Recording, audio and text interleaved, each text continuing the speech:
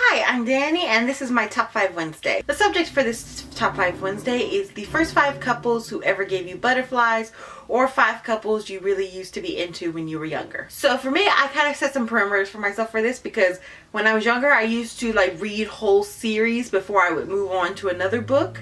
So if I were to just go with the first 5 couples that gave me butterflies, they would all be from one series and one author. So I gave myself a parameter that if I were to choose one book from a series, the next book I had to choose had to be from a different series and author. So I'm going to start off with my first couple that I ever got butterflies over from a book, and that will be Sex and the Single Vampire by Kate McAllister.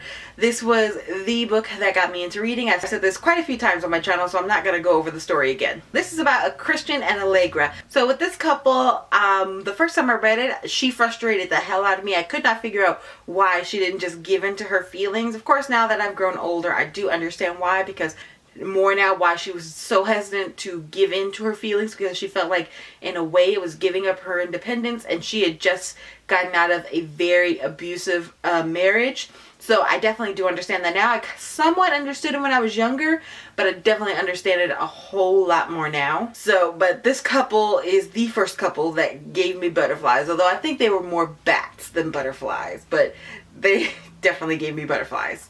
And I just love them. I did reread this, and while I still love them together, the story was less for me.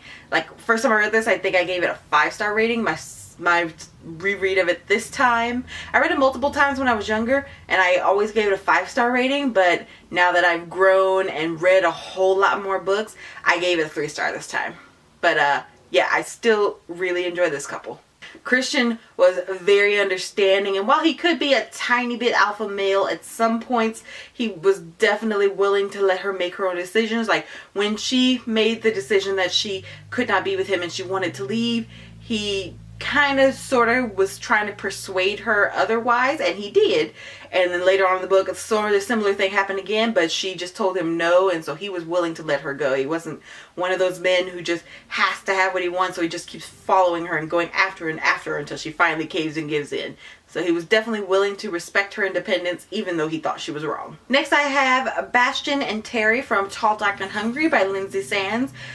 This couple is still to this day what I think of when I think about being in a true loving relationship, because they are just like ultimate goals. They both respect each other and have very good careers. Bastian's running his family business, and then Terry's also running her own catering company.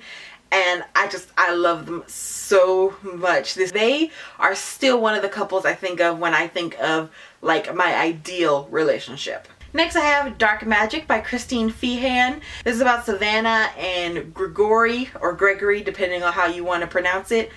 And Savannah is a Carpathian vampire princess, and Gregory is a very ancient Carpathian healing vampire. He's 2,000 years old, so he's actually older than the ruler of their species, which I've always thought if something happened to Mikhail, which I hope it doesn't, nothing happens to him, that Gregory would definitely be the one to take over. One of the reasons I stopped reading this series is because they all happen about the same way every time. You know, they'd say be in the middle of a hunt, and then they save somebody, and then they realize they're seeing color and that they're attracted to this woman, and then they find out she's her life mate. And except for Savannah, almost all the other women have done the exact same thing. They deny it, then they kind of accept it, and then they try and run away from them, and then they accept it. And I'm like, it's the same thing over and over. Savannah is literally the only person who's ever run. He's found her, she's kind of resisted, and then she's just given in, and then he tries to leave. And so that was very different. That's probably why this is my favorite one in the series. But Gregory and Savannah, I guess I've kind of always had a thing for older men. So that's another reason why this couple kind of makes my heart flutter. He's 2,000 years old and she's 20. So yeah, I should know, I think she's 25. Because when she hit her 18th birthday, he told her she was his life mate, and then she asked for more time to kind of be independent, and he agreed. And he's at that border of to either you accept me as your life mate tonight, or I'm gonna go out there and kill a whole bunch of people. That's what tipping point he's at. She's still kind of resistant. She does accept it, but yeah, this is, like I said, because I think it's because not only the age difference, because of Gregory himself, and the fact that Savannah is the only born Carpathian female, as far as I know, that Kristen Feehan has ever written about. All the other ones are women who have been human but have psychic abilities, who are turned Carpathian. This is the only natural born Carpathian female that as far as I've read, Kristen Feehan has written about. And that's probably another reason why I like it, because instead of her having to learn all the Carpathian ways and learn her powers and everything, Savannah already knows all that stuff. So we can skip all that stuff and get into more stuff. So that's those are probably the top reasons I like it. And I just find Grigori's accent, I've listened to the audiobook and kind of imagine his accent in my head, and I definitely like the audiobook's accent a lot better. His accent is sexy as hell. Next I have A Whisper of Eternity by Amanda Ashley. Next I have A Whisper of Eternity by Amanda Ashley. I've always had a thing for reincarnation. Like, I love it in the movies, and up until this book I had never read about it in a book before, and this was my first one, so that already kind of stole my heart right there. Dominique and Tracy, they've had he has been a vampire for hundreds of years, and every century or so he will meet a reincarnated version of her. She always looks different. She never looks the same. Though I do like the reincarnation stories where they look the same. She always looks different. It's more of her soul that he recognizes. And they always meet in different ways and different times. And sometimes she knows what he is, like the time she was a witch. And then other times she doesn't know anything about him. But slowly over time she starts to accept that they're soulmates. And then not long after that she dies. There's only ever been one life, the life when she was a witch, that she knew what he was and completely accepted and wanted to be turned. It was actually her idea to turn.